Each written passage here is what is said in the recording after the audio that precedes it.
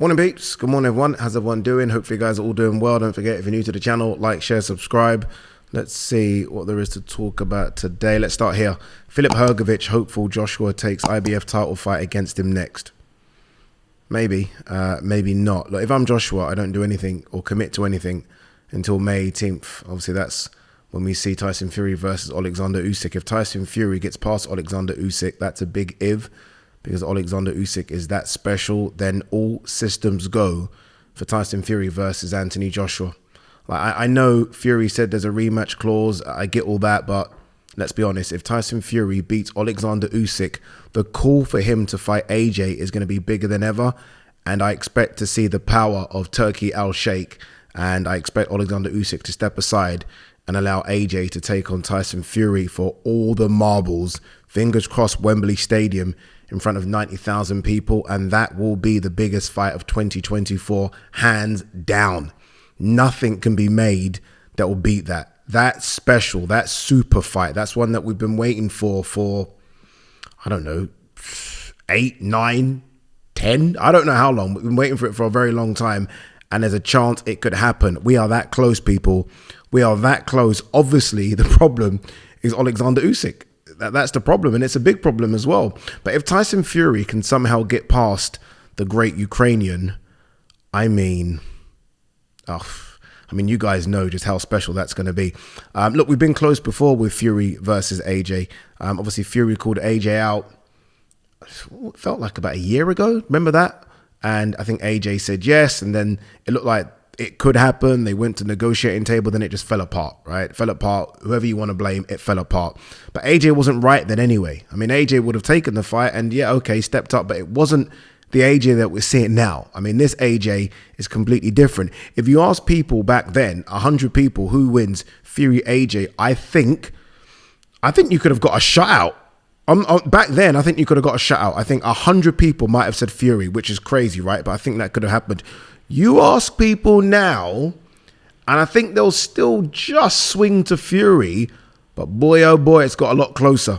I genuinely believe you ask people right now, today, who wins Fury AJ, I think 60-40 Fury. That's how close it is now. It's a different AJ. And that's why all of a sudden, it's strange, right? You wait, you think you waited too long. You wait now, the fight's now bigger if Fury gets past Usyk than it's ever been, just because AJ looks better. And all this, by the way, all this holding hands and kumbaya around the fire between Frank and Eddie stops, because they have their two biggest charges going at each other. It's been very nice between the two. I don't mind it. It's been respectful. That goes out the window. If Fury was to take on AJ, the spite between Eddie and Frank comes back out again. And then you've got people like Ben Davison involved in it as well. Obviously, Ben Davison trained Tyson Fury. It has everything. It has everything. And I'm confident, super confident, it touches between 1.5 and 2 million pay-per-view buys. And that's not really been a thing that we haven't really asked a question. If you guys noticed this, we haven't really asked a question about these super shows that have happened in Saudi Arabia about the pay-per-view buys. For some reason, no one has brought that up. No one's brought up what Fury and Ngannou did. No one's brought up what AJ Ottavolen did. No one's even asked a question about AJ Francis and Ngannou. No one's asked these questions. People will ask the questions about Fury AJ because it could. I don't know what the pay-per-view British record is. I'm guessing it's AJ Klitschko. It will shatter that. It will shatter that if Fury gets past Usyk. And by the way, if Fury gets past Usyk, I mean, do you know how good Fury has to be, by the way, to get past Alexander Usyk? He has to be extraordinarily special. And so if he gets past Usyk, then he is the man, right? He already kind of is the man, but then he is the man unequivocally, no questions asked. So it makes the fight even bigger. It makes the fight, like right now, if the fight was made right now, it's a huge fight. If he gets past Usyk and he has all the belts and he is undisputed and AJ has to challenge him, fucking hell. Fucking hell. They've said so much about each other for the last few years and there's been so many false dawns and we're close. Honestly, we're close. I just feel, I don't know, like, obviously, like, you guys probably saw that I spoke to Fury a few times on Friday night and he already looks in great shape. The cut looks like it's healing very, very well. He seems very confident, but Fury always seems confident. But that fucking Alexander Usyk, yeah? That guy he's incredible. And I don't want to see Alexander Usyk, AJ. I don't want to see it. So if Alexander Usyk wins, I get it, AJ wants revenge, but I'd rather see AJ go down the Filip Hrgovic route, if I'm honest with you, and let Alexander Usyk and Fury battle it out once more. Just because if AJ were to fight Usyk and win, yes, he becomes undisputed. Yes, he gets some sort of revenge, but on the scoreboards, it's 2-1. It's 2-1 Usyk. So I'm desperate to see Fury, AJ. I'm desperate for it to happen in the UK. It has to happen in the UK, and I get it, right? I mean, they're going to chuck so much money at it in Saudi Arabia, but it makes so much money here as well. I mean, I hate doing this, by the way, but you hike up the ticket prices a bit at Wembley. I mean, you get 90,000 in there.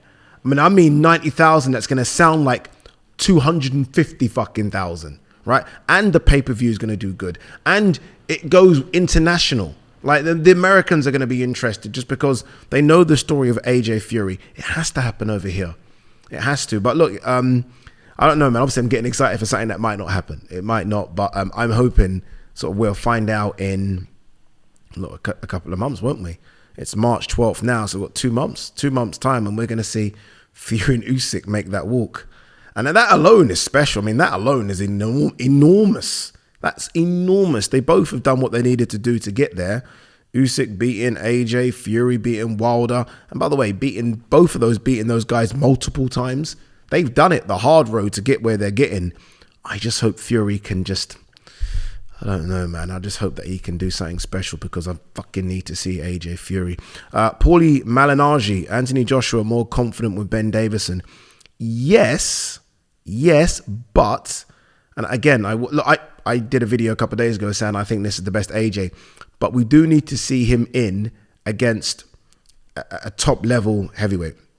This is no disrespect to Jermaine Franklin, Helenius, Ngannou, Otto Wallin.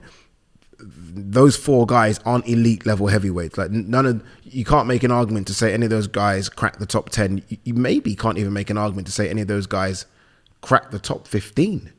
Maybe Otto Wallin skirting around it. So yes, he looks good, and yes, he's confident, and he's active, and all those things are fantastic. But we do need to see him in against a top 10 guy just to see where he is. Obviously, look, I just spoke about Hrgovic.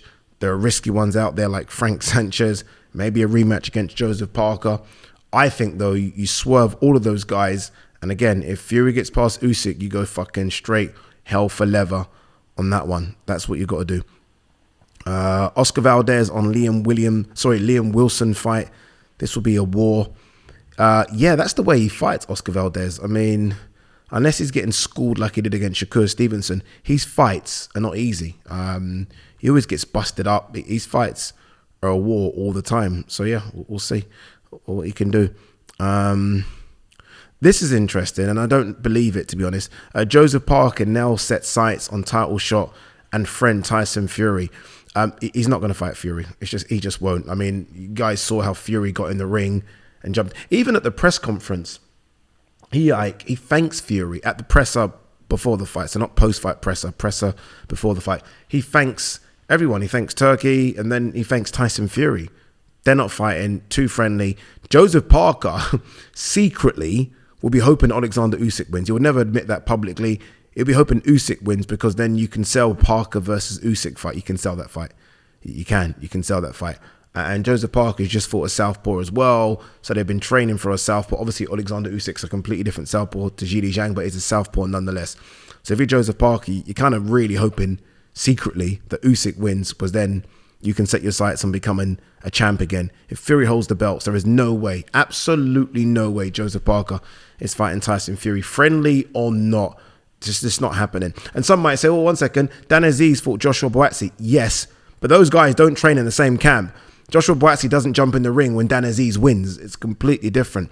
Jesse Bam Rodriguez, very close to sealing one Francisco Estrada fight. That's a good one. I mean, Jesse's fucking going for everyone. He's incredible, man. So I follow him on Instagram, and you wouldn't even know this guy was a boxer. Like, just keeps himself to himself, sometimes post a little bit about boxing. Obviously, I did the face-off between him and Sonny, and very, very quiet, very unassuming. That motherfucker gets in the ring, changes. And I feel like, I don't know, I wonder if he might need to do a bit more outside the ring. And it's not fair, but unless you've got that fucking enormous following, you kind of have to sell yourself a bit outside the ring as well as inside the ring. Inside the ring, he ticks all the boxes, but you've got to want to watch him. And hardcore boxing fans all over him. Casual boxing fans, not sure. But man, that's going to be a good fight between him and Estrada. I think Chocolatito said he's gone up in weight now, so he's not going to be able to fight Chocolatito unless he goes. Bam can go up. Bam's pretty big as well. So yeah, we'll see. What else have we got? Hooney pays tribute to veteran Lorena after tough learning fight. Yeah, good fight. I wouldn't mind seeing that again, by the way. I think that was a good fight.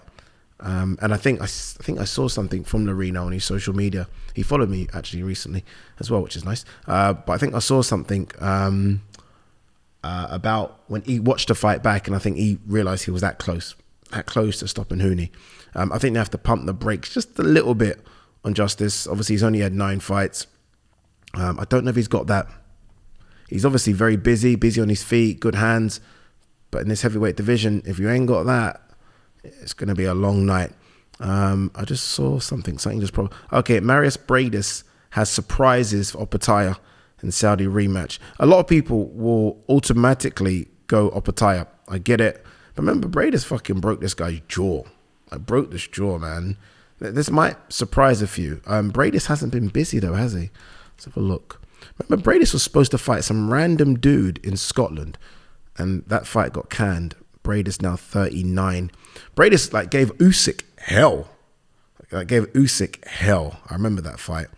That was 2018. Okay, what's Bradis done? So Bradis hasn't fought since the Opataya fight, which by the time their fight rolls round would be nearly 2 years.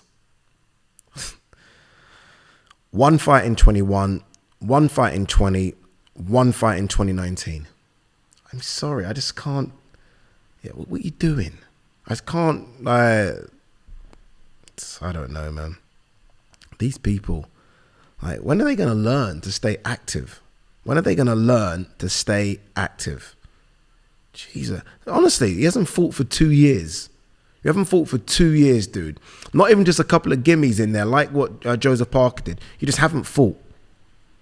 And you think you're beating up a tire? You ain't beating up a tire. It'd be a good fight, though, but you ain't beating up a tire. Anything else? Let's have a quick look. No, I think that's kind of it. You know who we haven't heard from in terms of an opponent? Nothing. And I'm guessing this guy is just trying to see out. Either he's got a date where he has to fight and then he doesn't have to fight, if that makes any sense. You'll understand what I'm saying when I mention the guy. Or he can't get someone in the ring. And that's Shakur Stevenson. What a special talent. And Shakur Stevenson hasn't even got a fight announced, unless I've been on Mars. Shakur Stevenson's now 26, by the way. 26. Remember he did this retirement thing, but he hasn't got a fight announced. I don't know, man. It's a shame. It's just wasted talent at the moment. And I do know he's got 1 fight left in his contract, so that's kind of the point I was making. Does he have to have a fight before a certain date and that contract's null and void? If that's what he's waiting for, then fair. If not, can we just see you in the ring? Please? With anyone? Please? Peace and love.